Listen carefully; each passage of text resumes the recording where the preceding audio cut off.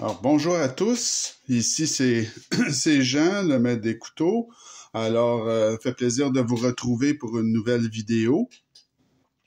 Alors, comme on avait discuté la dernière fois, le couteau qu'on regarde cette semaine, c'est un Booker. Ça s'appelle un Skundrel. Alors, Booker Skundrel, qui est un très joli couteau, tout en titane, comme vous pouvez voir. Bon, c'est un couteau quand même qui offre une très belle allure, du détail dans le manche. C'est quand même un couteau qui a une belle apparence. Moi, j'aime bien le format aussi. Donc, à titre de comparaison, comme je fais toujours, vous avez ici le rat numéro 2. Donc, vous pouvez voir que le Skundrel est plus grand un peu que le rat numéro 2, mais certainement plus petit que le rat numéro 1. Alors, ça vous donne une idée de sa grandeur.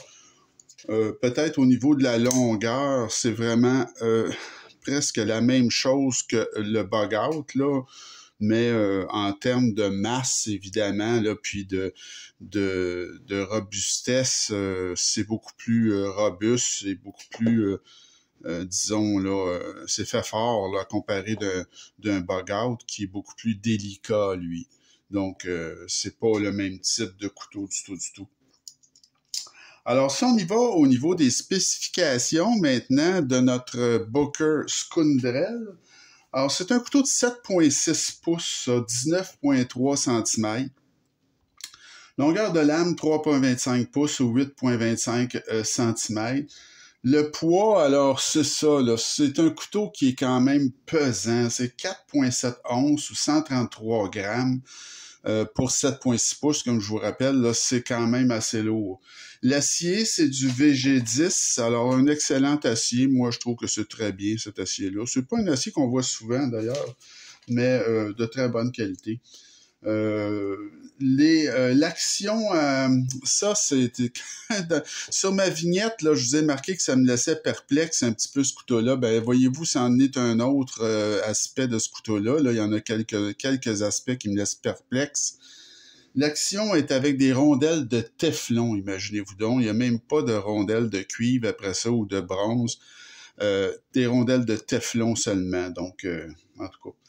Le style de lame, ben, c'est drop point, hein, comme vous pouvez voir, c'est vraiment une lame drop point de style, même peut-être un petit peu harpon, là.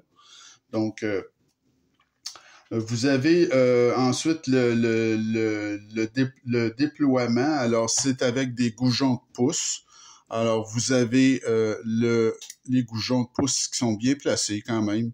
Et le déploiement se fait quand même de manière aisée. Et le verrouillage, c'est un verrouillage standard de cadre. Donc, ça, c'est au niveau du verrouillage. L'épaisseur de lame, c'est très costaud. C'est du 0,15 pouces ou 3,9 mm. Donc, c'est une lame là qui est très, très épaisse, très solide. Poignée en titane. Comme je vous dis, là, c'est vraiment... Là-dessus, c'est vraiment l'élément dominant de ce couteau-là. Une poignée en titane avec beaucoup de machinage, là, des dessins dedans. C'est très, très joli.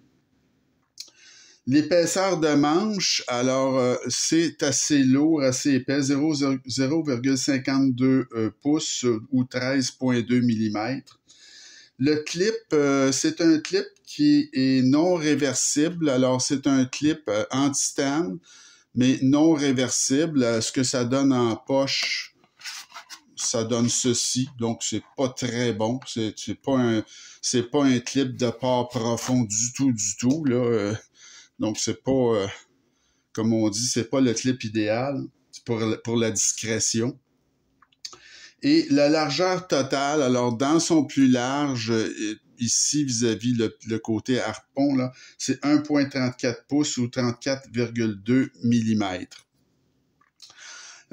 Alors l'évaluation maintenant de ce couteau-là. Alors c'est un couteau, là, au niveau du design, c'est un couteau d'un nommé Kelly. Alors S. Kelly, je crois que c'est Stephen Kelly. Je le connais pas. C'est pas un designer. En tout cas, c'est pas dans les designers que moi je connais, là. C'est joli, c'est un couteau qui est bien dessiné. Comme je vous dis, il y a beaucoup de détails dans le manche, ça c'est appréciable. C'est classique comme couteau, on peut dire que ça a une allure très intéressante. Bon, c'est stonewash partout, là. Le manche est stonewash, la lame est stonewash. Ça vient, il aurait fallu qu'il casse un peu, là, pas mettre un petit mélange, là, c'est un peu drabe, en fait, comme ensemble. J'ai mis 8 sur 10 là, pour le design. Les matériaux, l'acier VG10, ça c'est bien.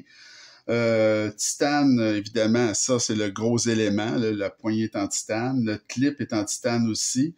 Mais l'action avec rondelle de Teflon, là, ça vient lui faire mal. Alors j'ai mis un 7.5 sur 10 là, pour les matériaux. L'assemblage présentation, ben là, vous avez la boîte Booker, que vous avez ici une belle boîte avec, il vous donne un petit outil là pour le démontage qui est très bien. Alors ça, c'est la présentation, elle est bien correcte. Au niveau de l'assemblage, ben, écoutez, l'assemblage, c'est solide quand même. C'est un couteau qui est la lame est parfaitement centrée. Donc, c'est un couteau, comme vous pouvez voir là, que la lame est bien centrée. Il n'y a pas de jeu de lame. Le machinage, comme je vous dis, là, il y a un machinage très important sur ce qu'on appelle le show side. Donc, écoutez, au niveau de l'assemblage présentation, moi, j'ai mis un 8. Au niveau de l'action, ben, elle est bonne, l'action, comme vous pouvez voir, là, c'est rapide. Les goujons de pouce fonctionnent bien. J'ai pas grand-chose à dire au niveau de l'action, là. Même si c'est des rondelles de Teflon, ça fait la job, comme on dit. Et l'action à une main est très possible. Donc, c'est pas un couteau là, qu'on peut dire qui est totalement fall shot, mais bon, écoutez, dans l'ensemble, c'est très correct. Donc, j'ai mis un 8 sur 10 pour l'action. Le poids, alors là, c'est vraiment... c'est pas fameux. C'est un peu lourd, le poids. C'est convenable, mais disons, il y aurait pu avoir de la squelettisation à l'intérieur. Il n'y en a pas du tout. Donc, ça vient de pénaliser. Là, j'ai mis un 7 sur 10 pour le poids. L'ergonomie est très bonne. Quand on prend ça en main, c'est très solide. Il n'y a pas vraiment là, de hotspot, mais il n'y a pas de dentelure sur le dessus. Si on aurait apprécié avoir un peu de dentelure, il n'y en a pas. J'ai mis un 8 sur 10 quand même pour l'ergonomie. Au niveau de l'aspect général, alors c'est très bien. Hein? Bon, c'est sûr que c'est un peu terne, là, comme je vous disais, parce que c'est stonewash partout. Là, il n'y a pas de... Il aurait pu mettre, je sais pas, la lame satinée, faire le manche ou faire 2 couleurs dans le manche, mais non, c'est uniforme à grandeur. Il existe une autre version là qui est beaucoup plus jolie en fait là, avec des agencements différents. Mais ça passera bien l'épreuve du temps, là, ce couteau-là, il n'y a pas d'erreur. Donc, j'ai mis un 7.5 sur 10 pour l'aspect général. Le prix, ben écoutez, c'est un couteau chinois. Moi, j'ai payé ça 125,99 il y a un an. 124,99. Donc, 125 $ il y a un an. Et aujourd'hui, ça se vend 160. Donc, une grosse augmentation de prix. Alors, le prix que j'ai payé, moi, je trouve que c'est correct, mais le prix d'aujourd'hui, je peux vous dire une chose, je ne rachèterai pas ce couteau-là à 160 $. Ça m'apparaît trop cher, mais j'évalue toujours en fonction du prix que moi, j'ai payé. À 125, ça valait un 8.5 quand même. C'est un couteau, comme je vous dis, le manche est en titane, l'acier est de bonne qualité, etc. Au niveau de la valeur moyenne, ben, la valeur, c'est vraiment moyen parce que c'est discontinué, ce couteau-là. C'est toujours disponible et comme je vous dis, il y a une autre version là qui se vend aussi 160, mais qui est beaucoup plus jolie que celui-là parce que là, ils ont pensé justement à faire un mélange des genres un petit peu. Là, ils ont mis une lame satinée puis un manche comme bicolore, donc il est plus joli. J'ai mis un 8 sur 10 au niveau de la valeur. la note totale, ça me donne un 7,8 sur 10. C'est un bon achat, ce couteau-là. Écoutez, c'est un beau couteau. Il est vraiment pas salissant dans cette forme-là avec le stonewash là, à grandeur. C'est un couteau qui est un peu terne, malheureusement, à cause de cette finition-là. Et c'est très solide. Alors, pour 125 $, oui, ça vaut la peine. À 160 $, j'en suis beaucoup moins sûr. C'est un couteau, comme je vous dis, où il n'y a pas de squelettisation. C'est lourd un peu. Les rondelles sont en téflon, donc un risque d'usure prématuré si vous en servez beaucoup. Et le clip n'est pas un clip de port profond. Alors, est-ce que je vous le recommande? Ça dépend du prix que vous allez le trouver. Je vous dirais que si vous le trouvez au prix que je l'ai payé, certainement. C'est un couteau qui peut travailler fort, qui est fait très solide, mais payez pas plus cher que 120, 125 $ pour ce couteau-là. À mon avis, ça en vaut pas la peine. Donc, c'était pour notre révision de la semaine, le Booker Skundrel. C'est Skundrel.